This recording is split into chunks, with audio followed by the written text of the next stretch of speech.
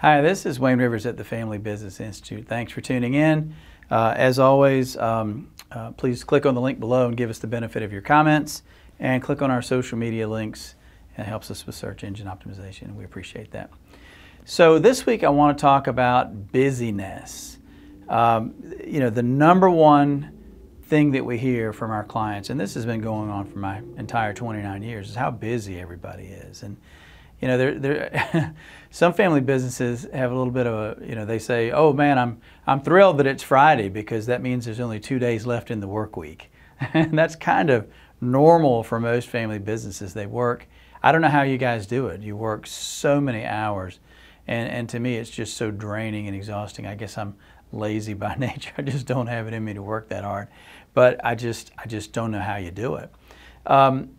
It's almost as if you're not in a family business. You're in a family busyness. Everybody is just going 100 miles an hour all the time, and I wonder how productive it is. So, in a book that I read 4 or 5 years ago, Predictably Irrational by Dan Ariely, he wrote about a locksmith, and this is a supposed true story.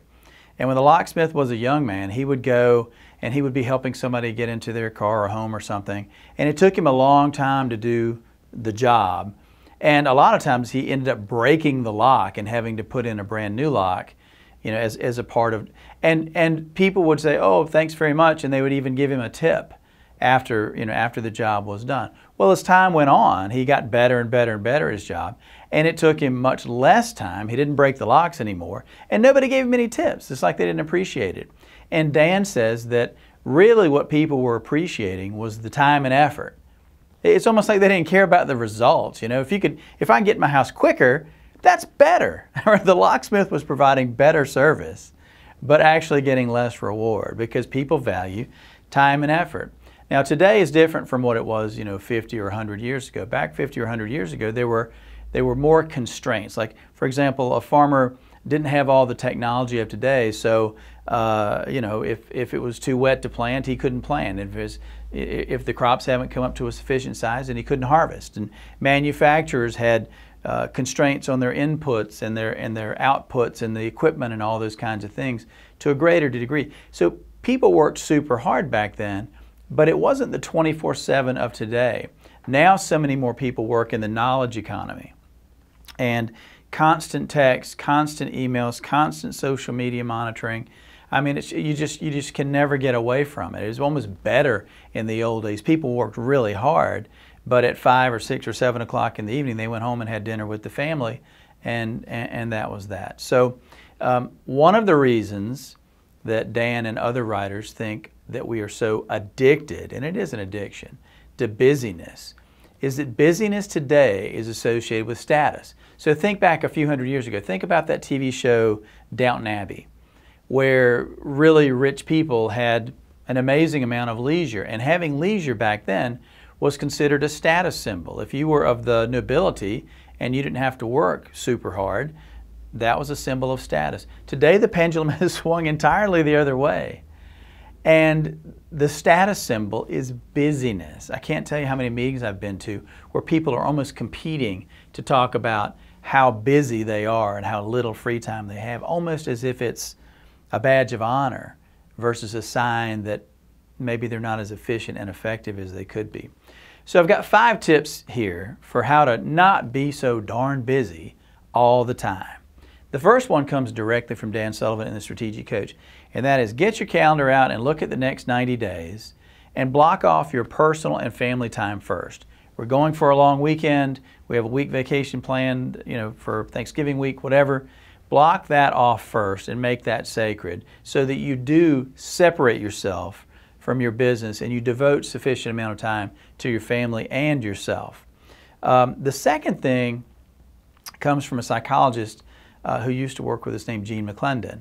And Jean often held her retreats outside, at the beach or in the mountains in particular, because she said people who are struggling need to see something bigger than themselves. They need to get outside.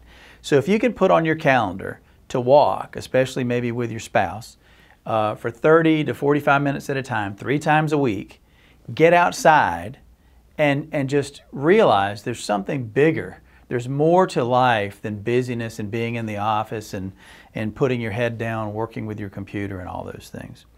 The third thing is, ask yourself, this is a legitimate question, who sets your schedule? Who is in charge of your calendar? Now, if you're the Fortune 500 CEO, maybe you really do have people filling up your calendar for you. But I've never seen a family business leader that wasn't in charge of her own or his own calendar. And I think I just don't understand how we get to a point of success in life, and yet we exert so little control over our own time and effort. We're not jealous about our time the way we should be. So think about that really hard. Who controls your calendar? And if you're too busy and you're kind of miserable about it, who's really responsible for that? The fourth thing is learn to say no. You know, our clients are so sought after. The hospital wants them on the board, the bank wants them on the board, the nonprofits of all kinds, the church. I mean, everybody wants you on their board, or they want you to contribute time and money in some way. And you know, I think family business leaders are often too reluctant to say no, even to business opportunities. Some business opportunities aren't in your best interest. Learn to say no. Learn to say no to your people as they try to delegate upward to you. Learn to say no and protect your valuable time, whether it's a nonprofit or not. And say no without guilt. You know, there's only so much of you to go around.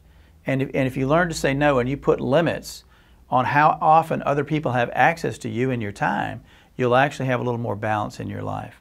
And the fifth thing is evaluate results, okay? Results are much, much more important in a family business than time and effort. So whether you're evaluating your sons and daughters or your non-family key employees or whoever, man, I don't care if somebody stays until 9 o'clock at night to get their work done. To me, that's a sign of inefficiency. I'd rather hire somebody that's a little sharper and work smarter and can go home at 5 o'clock and come back well rested the next day. So evaluate results and stop this foolish focus on time and effort. And kind of a bonus sixth tip comes from the book, The 7 Habits of Highly Effective People, you know, Stephen Covey's blockbuster book. And you know, habit number 7 was sharpen the saw. And that meant, you know, you preserve and enhance your energy, your intellect, yourself, because if you don't protect yourself and look out for yourself, who is? And you're not going to be effective as a husband, a wife, a father, a mother, a business executive. If you give too much of yourself and you're burned out, you're not going to be effective. So make time to sharpen the saw. We'd love to have your comments. This is Wayne Rivers at the Family Business Institute. Thank you.